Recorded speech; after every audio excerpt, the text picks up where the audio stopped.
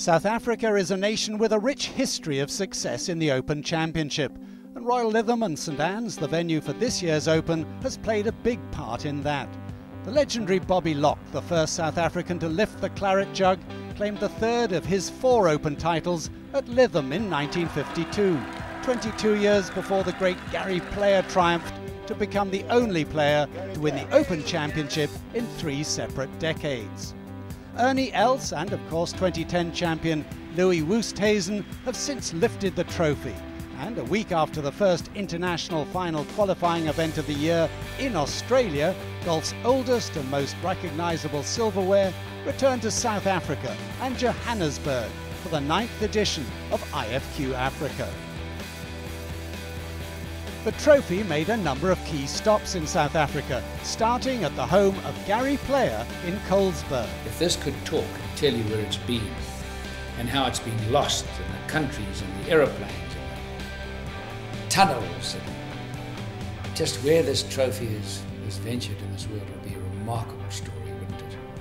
A short flight to Johannesburg followed, where a trip along the iconic Nelson Mandela Bridge and a visit to Nelson Mandela Square gave a number of fans the chance to have their moment with the silver jug. Louis the man, there he is, 272. Tom Watson, Nohen, Sandy Lyle, Greg Norman, Nick Faldo. I feel like I'm a champion already.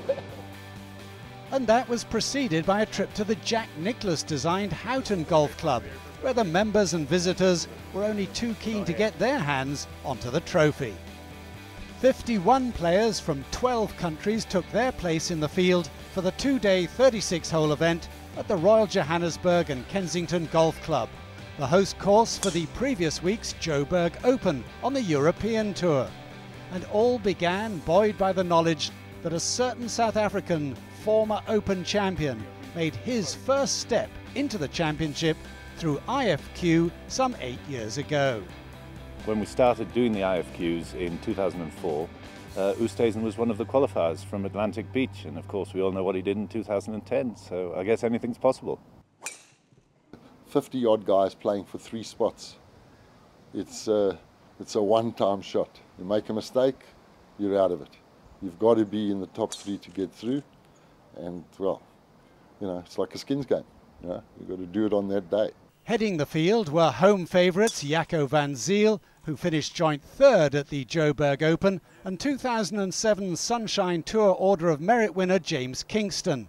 But both would fall by the wayside as the Netherlands' Tim Sluiter set the pace with a superb opening round 66 to sit at 6 under par, 1 shot ahead of Spain's Jordi Garcia. Brazilian Adilson da Silva, a previous qualifier for the Open, turned in a 68 thanks to shots like this, while a number of other players, including Grant Veenstra and Andrew Georgiou, turned in solid rounds to put themselves in contention heading into the all-important final day. And in typical IFQ fashion, day 2 would provide plenty of drama. 28-year-old Veenstra began the day 5 shots off the lead, but leapt into contention with 5 birdies and a bogey to reach the turn at 4 under.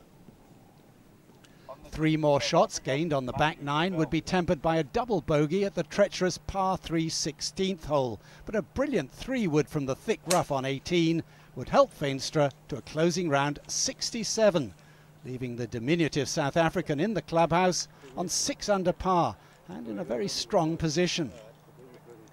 Veenstra's playing partner, Andrew Georgiou, would also produce a final day push with a 4 under par 68 to finish a shot behind on 5 under.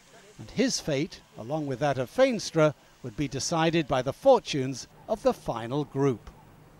Jordi Garcia would make the worst possible start with a bogey at the first before 2 further drop shots on 9 and 10 wiped out birdies on 8 and 18 to leave him out of touch on 4 under. In contrast, Sluiter and Da Silva would enhance their already strong positions with birdies galore on the front 9. Sluiter moved to 8 under through 10, while Da Silva powered to 7 under with birdies on 1, 7 and 8. The pressure of leading would soon take its toll though.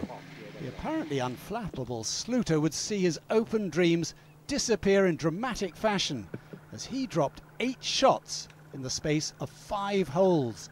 A quadruple bogey 7 at the 16th, doing the most damage. De Silva would also suffer a wobble, dropping 3 shots on the inward 9, but a birdie at the 14th meant that the Brazilian had his fate in his own hands as he reached the 18th. And in keeping with the tension of the day, the Brazilian would trickle in this short putt to seal a 3rd Open appearance, joining Grant Fentra and Andrew Georgiou in the field for the 141st Open Championship. I missed a lot of putts yesterday, and today I just said to my caddy, today we can try and hit as many greens as possible. My putting felt good. I practiced it last night, so yeah, I hit most probably my best 3 of my life coming into the last, and so I just aimed at the tee of the Open, and it came out perfect, and 2-putted for birdie to shoot 67. So yeah, I was pretty over the moon. So congratulations to all 3 qualifiers, and good luck at Royal Lytham in July.